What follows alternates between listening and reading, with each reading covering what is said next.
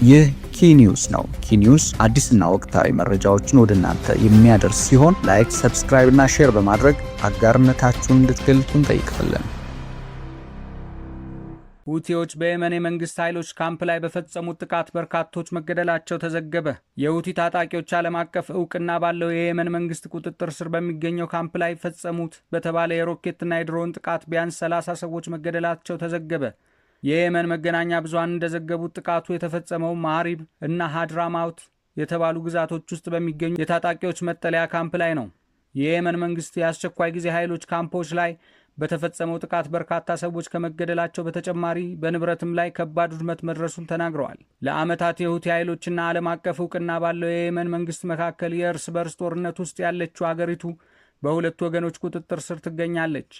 ከአውሮፓውያን አቆጣጠር ከ2022 ወዲህ በሁለቱ ኃይሎች መካከል የሚደረገው ውጊያ ጋብ ብሎ የቆየ ቢሆንም አልፎ አልፎ ግጭቶች ሲካሄዱ ቆይተዋል። ካለፈው ሐምሌ ወዲህ በሁቲዎችና በየመን መንግስት መካከል የሚደረገው ግጭት በመባባሱ በሁለቱም ወገኖች የተሰለፉ በርካታ ተዋጊዎች መገደላቸው ተዘግቧል። የኢራን ወዳጅ የሆኑት ሁቲዎች ከአውሮፓውያኑ አቆጣጠር ከ2014 ወዲህ ዋና ከተማዋን ሰናአንና የቀይ ባህር ዳርቻ የሚገኙ ሌሎች የአገሪቱ ክፍሎችን ተቆጣጥረው ይገኛሉ። መቀመጫውን ኤደን ያደረገው የየመን መንግስት የሳውዲ አረቢያ ድጋፍ ያለው ሲሆን የዓለም አቀፍ እውቅናም አግኝቷል። ነገር ግን ሁቲዎች ከየመን መንግስት በበለጠ በቀጠናው ከፍተኛ ተጽዕኖ ያላቸው ሲሆኑ ከኢራን በሚገኘው ድጋፍ በቀይ ባህር ላይ በሚተላለፉ መርከቦች እንዲሁም በሳውዲ ላይ የሚሳኤልና የድሮን ጥቃቶች መፈጸማቸው ይታወቃል። እስራኤል ከሳምንታት በኋላ ለመጀመሪያ ጊዜ በደቡባዊ ሊባኖስ ጥቃት ፈጸመች። እስራኤል በደቡባዊ ሊባኖስ በፈጸመችው ጥቃት አንድ ሰው ሲገደል 12 ሰዎች መጎዳታቸውን የአገሪቱ የጤና ሚኒስትር አስታወቀ። እስራኤል ይህንን ጥቃት ያደረሰችው በኢራን የሚደገፉ ሄዝቦላህ ፈጽሞታል ላለችው ግልጽ የተኩስ አቁም ጥሰት ምላሽ ለመስጠት እንደሆነ ገልጻለች።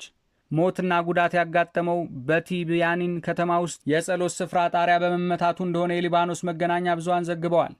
የእስራኤል ጦር ከአንድ ወር በኋላ ለመጀመሪያ ጊዜ ነዋሪዎች አካባቢውን ለቀው እንዲወጡ የሚጠይቅ ትዕዛዝ ባወጣበት በምዕራባዊቷ ማንሱሪ ከተማ ጥቃቶች ተፈጽመዋል። የእስራኤል ጦር የአረብ ቋንቋ ቃል አቀባይ ረቡዕ ዕለት ነዋሪዎች በአካባቢው የኃይል እርምጃ ከመወሰዱ በፊት ለቀው እንዲወጡ አዘው ነበር።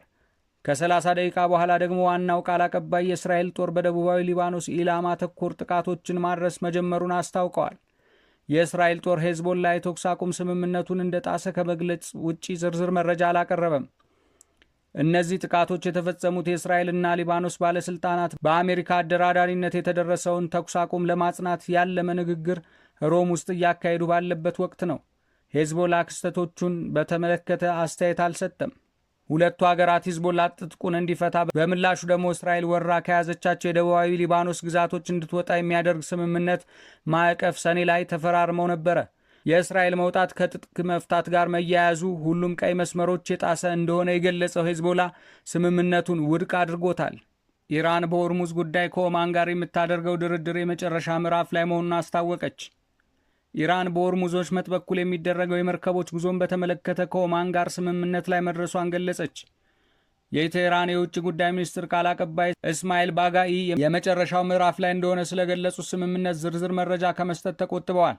ይሁን እንጂ ከኦማን ጋር የተደረገው ስምምነት በወሽመጡ የሚደረግ ጉዞን ደህንነቱ የተጠበቀ ለመሆኑ ዋስትና እንዳልሆነ አንስተዋል። ቃል አቀባዩንን ያሉት አሜሪካ የኢራን ወደቦች ላይ የጣለችው የጉዞ እገዳ የወሽመጡን የደህንነት ሁኔታ ተጽዕኖ ውስጥ እንደከተተው በመጥቀስ ነው። አሜሪካና ኦማን የስምምነት እቅዱን በተመለከተ አስተያየት አልሰጡም።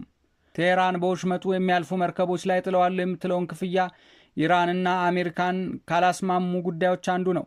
ኢራን በወሳኙ የባህር መስመር የሚያልፉ መርከቦች ከሚይዙት ጭነት ዋጋ ውስጥ ከ5 በመቶ እስከ 7 በመቶ ክፍያ መሰብሰብ እንደምትፈልግ አንድ ከፍተኛ የኢራን ባለስልጣን ለሮይተርስ ተናግረዋል። ኦማን ከኢራን ጋር በምታደርገው ንግግር የክፍያ መጠኑ 3 በመቶ ገደማ እንዲሆን ጠይቃለች። የአሜሪካ ፍላጎት ደግሞ ምንም አይነት ክፍያ እንዳይኖር ነው። የሮይተርስ ዘገባ እንደሚያሳየው የቀረበው ስምምነት ቴህራን ወደ ፋርስ ባህረ ሰላጤ የሚገቡ መርከቦች ጉዞ ላይ ቁጥጥር እንዲኖራት ያደርጋል። የካቲት ላይ አሜሪካና እስራኤል በኢራን ጥቃት ከከፈቱበት ጊዜ አንስቶ ቴህራን ከዓለም አቀፍ የነዳጅና የተፈጥሮ ጋዝ ምርት ውስጥ 20 በመቶ ገደማው የሚተላለፍበትን የሆርሙዝ ወሽመጥ ዘግታለች። ማክሰኞ ዕለት የአሜሪካ ፕሬዝዳንት ዶናልድ ትራምፕ ወሽመጡ በቅርቡ የማይከፈት ከሆነ እጅግ በከባድ እንደምትመታ አስጠንቅቀዋል። ትራምፕ ማስጠንቀቂያውን የሰጡት ከፍተኛ የአሜሪካ ባለስልጣናት ከኢራን ጋር የሚደረጉ ንግግሮች በዚህ ሳምንት መጨረሻ በሆርሙዝ የሚደረግ ጉዞ በድጋሚ ለማስጀመር የሚያስችል ደረጃ ማሻሻል እንዳሳዩ ከተናገሩ በኋላ ነው። ኢራን ግን ከአሜሪካ ጋር እየተነጋገረች እንዳልሆነና ለመደራደርም እቅድ እንደሌላት በተደጋጋሚ ገልጻለች። ሁለቱ ሀገራትና አሸማጋዮች በሚያደርጓቸው ውይይቶች ውስጥ ቁልፍ ጉዳይ የሆርሙዝ ወሽመጥ መከፈት ነው። የኢራን ውጭ ጉዳይ ሚኒስትር ቃል አቀባይ በሰጡት መግለጫ በሆርሙዝ የሚያልፉ መርከቦች የሚከተሉትን ትክክለኛ መስመር በተመለከተ ከኦማን ጋር ስምምነት ላይ መደረሱን አስታውቀዋል።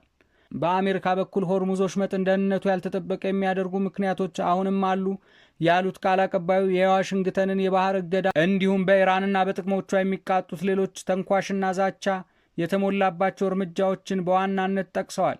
ስምምነት የተደረሰበት የባህር መስመር ጊዜያዊና ከ2 እስከ 4 ወራት ክፍት ሆኖ ሊቆይ የሚችል መሆኑን የኢራን የውጭ ጉዳይ ሚኒስትር ካዜም ጋሪባባዲ ኢርና ለተሰኘው ለኢራን መንግስት ዜና ወኪል ተናግረዋል። ይህ ኪኒውስ ነው። ኪኒውስ አዲስና ወቅታዊ መረጃዎችን ወደ እናንተ የሚያደርስ ሲሆን ላይክ፣ ሰብስክራይብ እና ሼር በማድረግ አጋርነታችሁን እንድትገልጹ እንጠይቃለን።